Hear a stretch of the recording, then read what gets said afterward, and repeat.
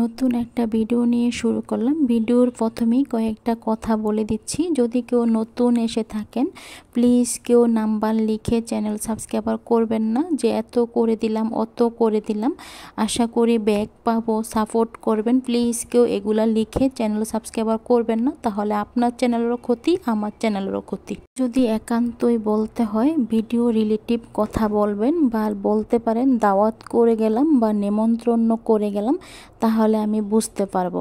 দেখুন, আমি সকালবেলা আজকে নাস্তা তৈরি করব। আজকে সকালের নাস্তা খিচুড়ি।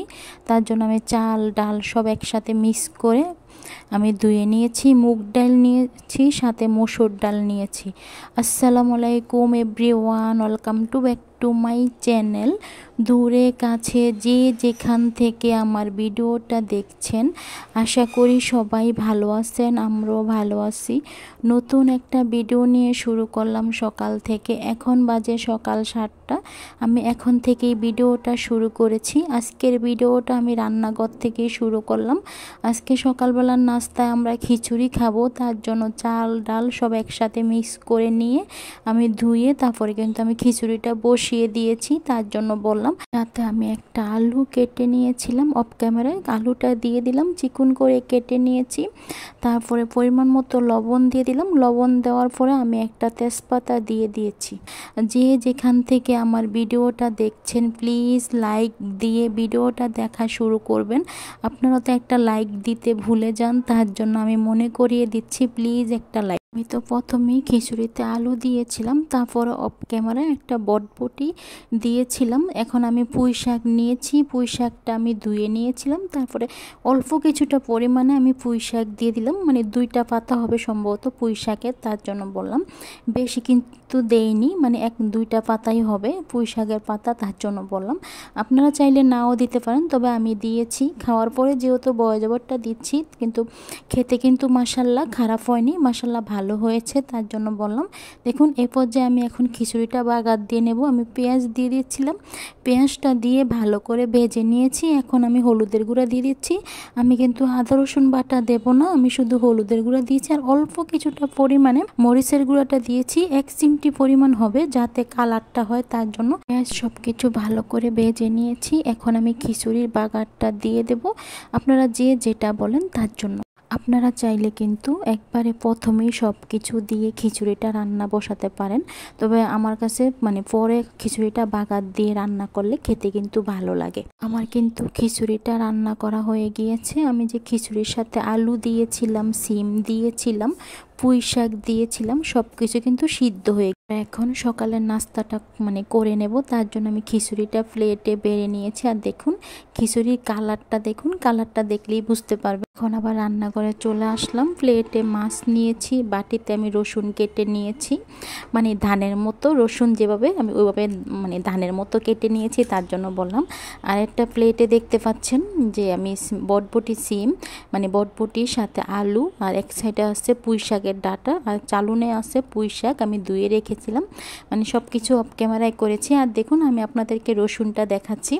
আমি এইভাবে যখন রসুন কেটেছিলাম, আমার শ্বশুরবাড়িতে বলেছে আমি নাকি ধানের বাগার দিয়েছিলাম, তার জন্য আজকে আপনাদের সাথে শেয়ার করলাম আমি কিভাবে রসুনটাকে ধান বানিয়ে তারপরে আমি বাগার দেই, ডাল বা শাক রান্না করি। তার জন্য আপনারা একটু কমেন্টে জানাবেন তো, আসলে কি এটা ধানের মতো কিনা, রসুনটা যে আমি যে কেটেছি মানে দেখতে কি আসলে ধান কিনা, তার জন্য বললাম। দেখুন, কড়াইতে তেল দিয়েছিলাম, তেলটা ভালো করে গরম করে নিয়েছি। এখন আমি মাছগুলা দিয়ে দেব।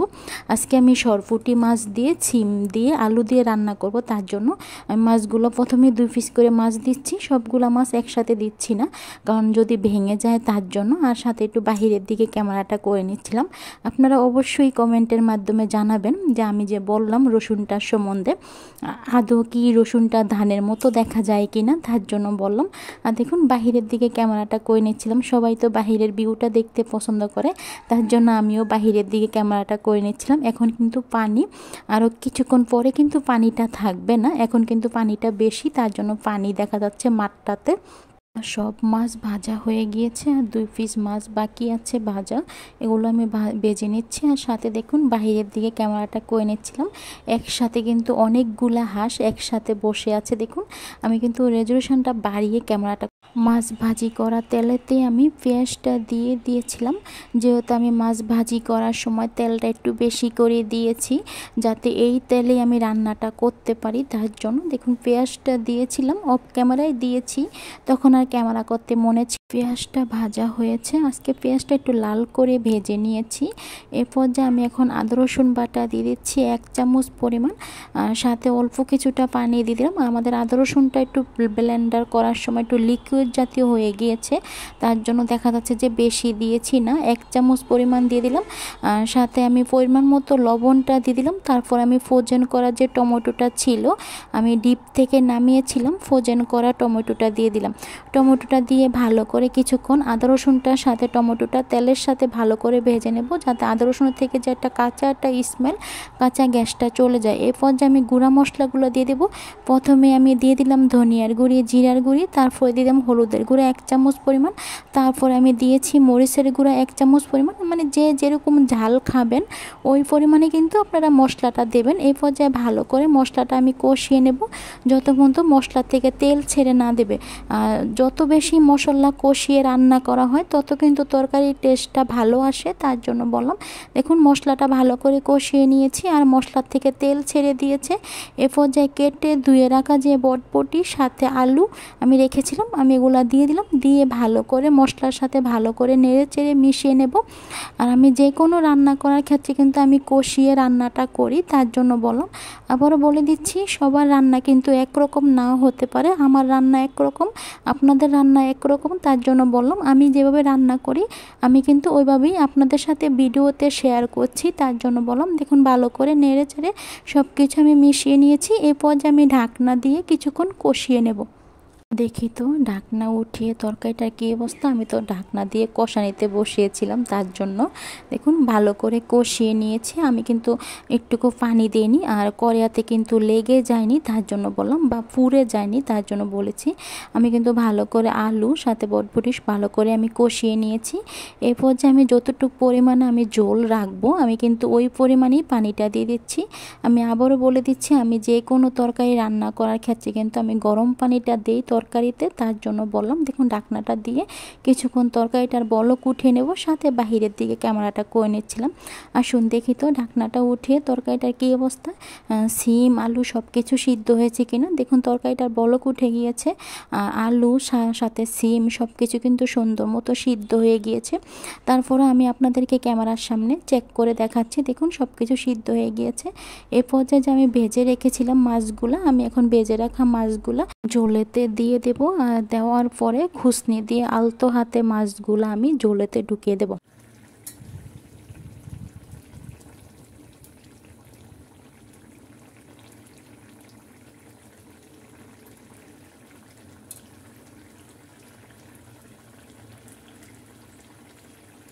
ভিডিওর এই পর্যায়ে এসে আবারও বলছি, যদি কেউ নতুন এসে থাকেন, যদি আমার ভিডিওটা ভালো লাগে লাইক দিয়ে ভিডিওটা দেখে নেবেন, সাথে ভিডিওটা শেয়ার করে দেবেন, সাথে চ্যানেলটা সাবস্ক্রাইব করে রেখে দেবেন। প্লিজ কেউ সাথে সাথে চ্যানেলটা আনসাবস্ক্রাইব করে দেবেন না, অন্তত কিছুটা ঘন্টা সময় দিন। কথা দিচ্ছি 24 ঘন্টা হলে আমি আপনাদের চ্যানেল থেকে ঘুরে আসব।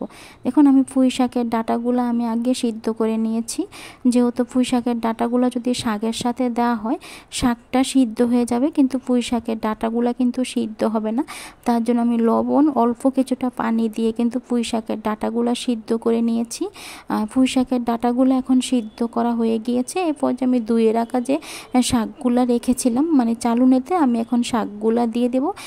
দিয়ে অল্প কিছুটা পরিমাণে লবণ দেব, যেহেতু প্রথমে লবণটা একটু বেশি দিয়েছি, তার জন্য আমি অল্প পরিমাণে মানে 1 চিমটি পরিমাণে লবণটা দিয়ে দিলাম। এখন লবণটা দিয়ে আমি এখন ঢাকনা দিয়ে রেখে দেব। তারপর আমি শাকটা এখন রান্না করে নেব, তার জন্য বললাম আমি কিন্তু শাকটা সবুজ রেখে রান্না করে নেব। দেখুন কড়াইতে আমি তেল দিয়েছিলাম, সাথে বাটিতে রসুনগুলো আমি আরও একবার আপনাদেরকে দেখিয়ে দিলাম। আপনারা কমেন্টের মাধ্যমে নিশ্চয়ই জানাবেন রসুনগুলো কি আদৌ ধানের মতো দেখা যায় কি না। মানে আমি এভাবে যখন রসুন কেটেছিলাম তখন বলেছিল যে আমি নাকি ধান দিয়ে শাক রান্না করি বা ডালের বাগার দিই, তার জন্য বললাম। সাথে আমি পেঁয়াজটা দিয়ে দিলাম।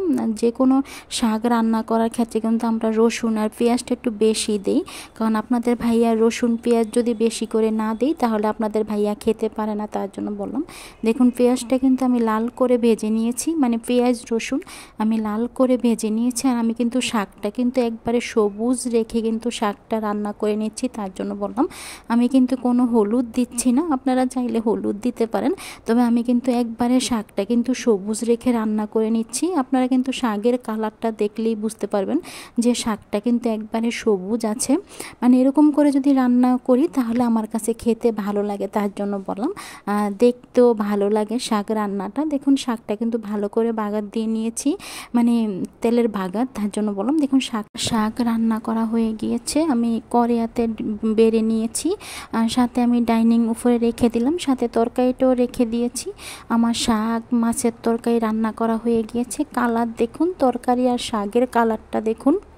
তো বন্ধুরা, আমি তো এখন ভয়েস ওভারটা দিচ্ছি। ভয়েস ওভারে আপনারা বিভিন্ন বাইরাবাড়ির শব্দ পেতে পারেন, চিল্লাফাল্লা শব্দ পেতে পারেন, আবার কেসিকে জোরে খোলা শব্দ পেতে পারেন, এমনকি হাঁস মুরগি ডাকের শব্দও পেতে পারেন, গাড়ির শব্দও পেতে পারেন। প্লিজ আপনারা ক্ষমা সুন্দর দৃষ্টিতে দেখবেন। আর আমি একটু অসুস্থ, মানে পিঠের ব্যথার জন্য ঠিকমতো বসে আমি ভয়েসটা দিতে পারছি না, তারপরে কিন্তু আমি ভয়েস ওভারটা দিয়ে নিচ্ছিলাম, তার জন্য বললাম। আর আমার কথায় যদি কোনো ভুল ত্রুটি হয়ে থাকে তাহলে আপনারা ক্ষমা সুন্দর দৃষ্টিতে দেখবেন, আর কমেন্টের মাধ্যমে আমার ভুলটা ধরিয়ে দেবেন, তাহলে আমি আমার ভুলটা শুধরে নিতে পারবো, তার জন্য বললাম। আর দেখুন আমি এখন প্লেট বাসনগুলো মানে সাবান দিয়ে মেজে নিচ্ছিলাম। আমার রান্না করা হয়ে গিয়েছে, তার জন্য। আর বেসিংয়ে অনেক হাঁড়ি পাতিল জমেছে, প্রতিদিনই জমে, হয়তোবা সব সময় আপনাদের সাথে আমি শেয়ার করি না, তার জন্য বললাম। বেশিরভাগই কিন্তু আমি রান্নার পরে অফ ক্যামেরায় সব কাজ করে নিই। দেখুন প্লেট বাসনে সাবান দিয়ে ভালো করে মেজে নিয়েছি, এখন আমি ধুয়ে নেব। আর সাথে কড়াইগুলো ধোয়ার সাথে সাথে আমি যে দেখিয়েছিলাম জানলার সাথে যে আমি রড টাঙিয়ে রেখেছিলাম, হচ্ছে সন্ধ্যার পরের ভিডিও। আপনাদের ভাইয়া চা বানিয়ে নিয়েছিল, তার জন্য একটু ভিডিও করে নিয়েছে। আজকের ভিডিওটা এ পর্যন্তই। আজকের ভিডিওটা বেশি বড় করব না, আবার নতুন একটা ভিডিওর সাথে